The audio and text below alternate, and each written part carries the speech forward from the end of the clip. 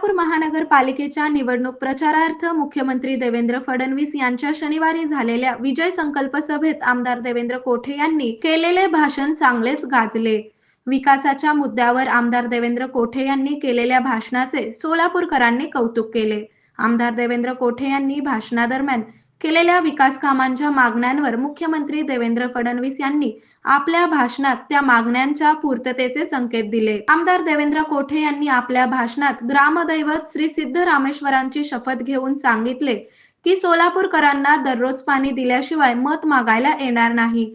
सोलापूरकरांना दररोज पाणी देऊ शकलो नाही तर मी आमदारकीचा त्याग करेन, असेही आमदार देवेंद्र कोठे यावेळी म्हणाले। मी अनेक सभांमध्ये जबाबदारीने सांगतोय की 892 कोटी रुपयाची योजना मंजूर करून घेऊन या शहराला रोज पाणी पुरवठा केल्याशिवाय मी माझ्या आमदारकीला मत मागायला तुमच्या दारात येणार नाही, हा शब्द मी पुन्हा आज तुम्हाला सिद्धरामेश्वरांच्या साक्षीने देतोय।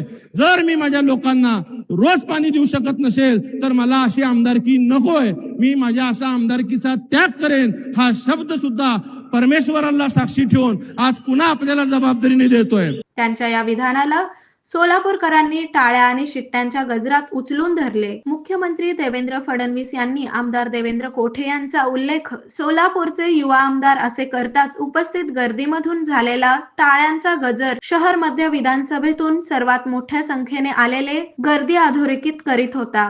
आपले युवा आमदार देवेंद्र कोठे एकूणच आमदार देवेंद्र कोठे यांनी शनिवारी झालेल्या मुख्यमंत्री देवेंद्र फडणवीस यांच्या विजय संकल्प सभेत बाजी मारल्याचे दिसून आले।